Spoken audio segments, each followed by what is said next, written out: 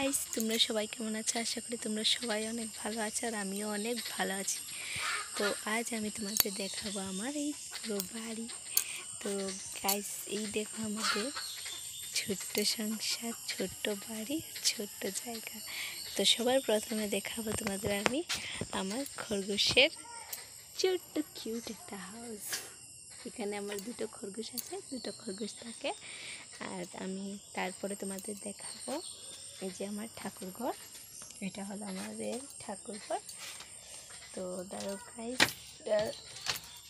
দরজাটা লাগানো আছে। এই দেখো, আমি পুরোপুরি খুলিনি। এই দেখো, আমি তোমাদের আমার ঠাকুর ঘর দেখিয়ে দিলাম। আর এই দেখো আমার সংসারে আরো দুইজন সদস্য, যেটাকে বলি আমরা মুরগি। তোমরা কে কি বলো আমি তো জানি না, আমাদের ভাষায় কি মুরগি বলে, তাই মুরগি বলো। আর এই দেখো আমাদের কলা গাছ, যাতে এখন 3 ঝুড়ি কলা আছে। এই আমার ছোট্ট একটা নয়নতারা ফুলের গাছ। তো গাইস, আমি তো হাউস ওয়াইফ, আর যেহেতু